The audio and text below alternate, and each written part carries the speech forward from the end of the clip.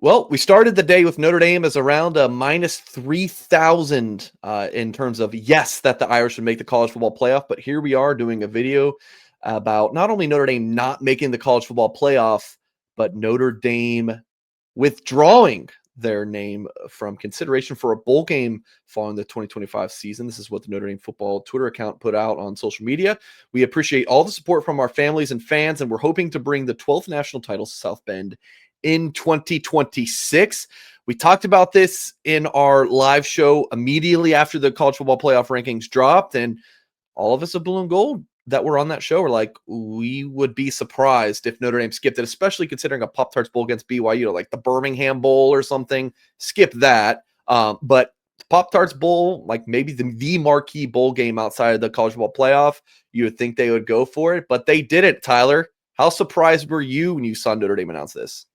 Shocked. I mean, this is the first time that a Notre Dame team with a winning record will not play in a bowl game since 1996. The Irish were 8-3 that year, and obviously it ended up being the last year of the Lou Holtz tenure. So going from Holtz to whoever they were going to hire as a head coach, you kind of need to think about that a little bit and probably don't want to put a bowl game on your plate at that point in time. And that's what the Irish did. So I mean, Marcus Freeman is established with this program. He's 2-0 in non-playoff bowl games since the start of the 2022 season.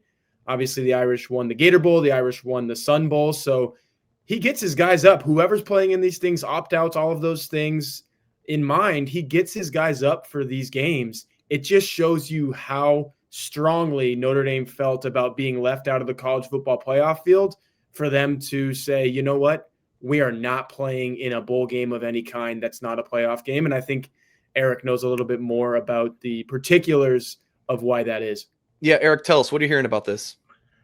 Yeah, so I talked to a source that was at the team meeting, and they said that the leadership, the player leadership, went to Marcus Freeman and Pete Bavacqua and the rest of the administration and said, look, we feel like this 2025 team was special. It's going to leave a legacy at Notre Dame, and we don't want to sully that legacy by having a team that doesn't represent what we accomplished on the field in the bowl game.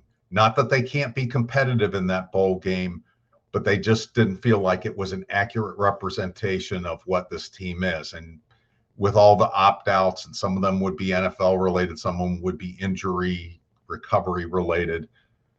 And when I think about that, it makes some sense to me. I initially thought this was not choose hard. This was choose easy or choose take my ball and go home. But I understand where the players are coming from with this.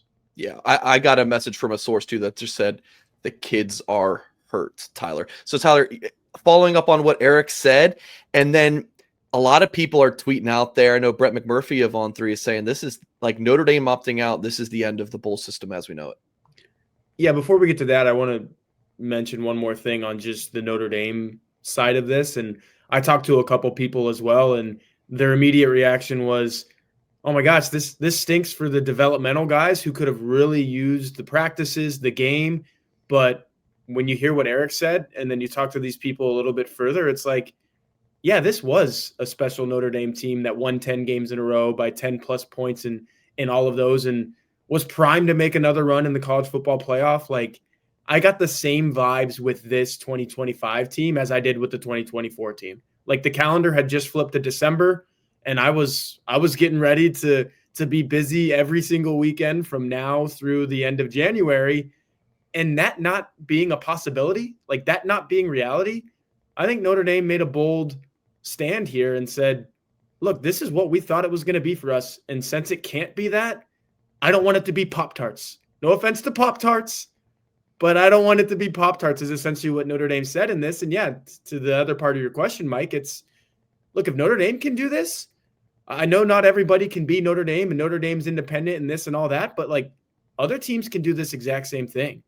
If Vanderbilt felt slighted, if Texas felt slighted enough to say, yeah, I don't want to do this, then this might be the tip of the iceberg. Notre Dame might be the trendsetter, and it usually is that way. Notre Dame is Notre Dame for a reason. A lot of people want to follow in the footsteps of a program like this. You might see more teams saying, this bowl game thing, it's not a playoff game, so it's not for us. And as we are taping this, Rutgers, Iowa State, and Kansas State had also opted out. Kansas State and Iowa State are being fined $500,000. Wow. By the Big 12, because that's bowl revenue that conference won't get. I don't know what the Big 10 is going to do about Rutgers, but Rutgers was a 5-7 team. They were a replacement for one of those teams that had opted out, and they're like, nah, and it might have been the Birmingham Bowl that they didn't want to go to. I think everybody should have to go to nobody can opt out of the Snoop Dogg Bowl, but I think the other part of this, Mike, is that, okay, whatever Notre Dame's going to do with player development, if it's just going to be, lifting and running and stuff without the ball or whatever the NCAA will allow them to do, Pete Bavacqua's got to fight. And I know that he's already done some things behind the scenes in terms of what this next iteration of the playoff is going to look like. But this needs to be the end of this garbage for anybody. There's no place in politics. Again, I'm the least conspiracy theory person on the planet, I think. And this reeks of incompetence and corruption to me, both. Wow.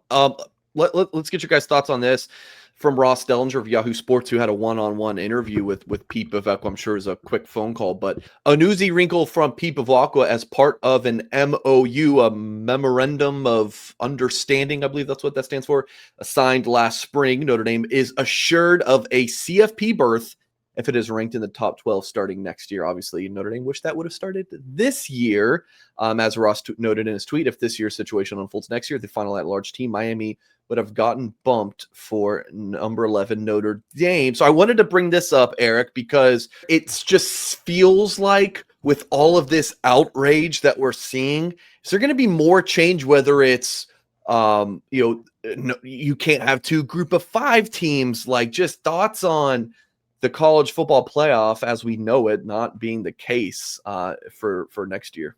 Well, I think those are things that are all going to be on the table. We looked after the first year, and they didn't even wait until the 2026 big changes to change something. They changed the seeding. They said, okay, no longer do the conference champions automatically get buys. So I think they'll talk about it. The thing is, unless they give themselves another extension, they really don't have time to do a whole lot of changes for the 2026. I think they'll be looking at 2027 and beyond.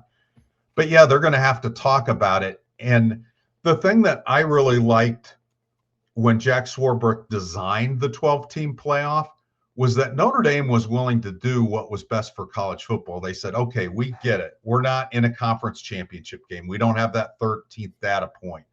So we're willing to say we can't host. The highest we can be is the 5 seed. Or bye week. They can't get a bye week, right? Yeah, they can't get a bye week. The highest they could get is the 5 seed, even if they're ranked number 1 in the country. They said, if this gets this done and there's teams playing in the championship game that have consequences, then I think this is fair for us. The problem is then, there shouldn't be any consequences for the teams that lose in the conference championship games.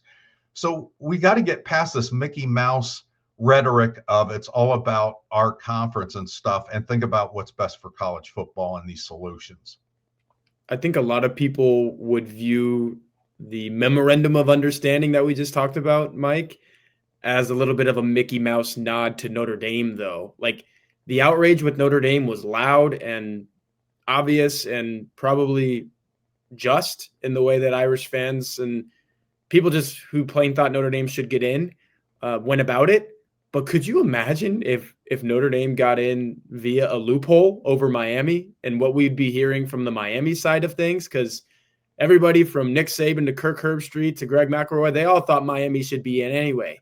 If Notre Dame got in because there was this written agreement that only the Irish can get, it sounds like it would have been bending over backwards for Notre Dame, and this would not have been a good day for it would have been a good day for Notre Dame haters, because they would have had a lot to complain about. Yeah, I said this on our show, like, between you had to remove one of them from the field, right? Miami, Alabama, Notre Dame. And I think they just went with the easiest route. Like, who would complain the most? Alabama side for being penalized for losing the championship game. Miami, they won the head-to-head over Notre Dame. I think that Notre Dame just had the least amount to complain about. I don't know if I even agree with what I just said, but that's what I'm thinking the committee was saying, because I think it's a farce dropping Notre Dame below Miami, even though they had Notre Dame above Miami this entire time, and the two teams didn't play, and they changed places. Like, it was ridiculous. Well, the Alabama thing smelled just as bad. Yeah. Talking about Tuesday, of course, when they flipped between 9 and 10, but and then not dropping after getting waxed by Georgia. I'm glad I went and Tech did the played research. Georgia a lot better the week before. Let me finish the thought. If this were in the case, if this was a thing this year, what the hell would they have done between they couldn't have kicked out Notre Dame. What do you do between Miami and Bama? I guess I have no idea, but they would have burned down this memorandum. They would have found it and deleted it and burned it down. Anyways, who else has thoughts before we close out? Yeah. Well, you wouldn't have had ACC representation. I think that made it difficult.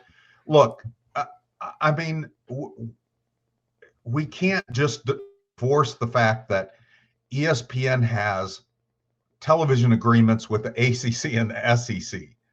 I mean, and then these ESPN guys are advocating for Miami. But when you look at the AP poll, the coaches poll, the football writers poll, BCS, none of it. It's 9, 10, 11. Notre Dame, Miami, Alabama. It's pretty damn clear. Yeah, and immediately upon hopping off of our live show, I was like, I am curious about this. Do conference champions or conference championship game losers, do they drop in the rankings? Because we heard all about last year them not dropping. And I was like, okay, is that a thing for the previous year? And it was as well in 2023. Every single team that lost a conference championship game, I don't care if it was the MAC, the SWAC, whatever. If you were ranked, you dropped. And Alabama is the first one of the last 3 seasons to not drop, to just get left right where they were.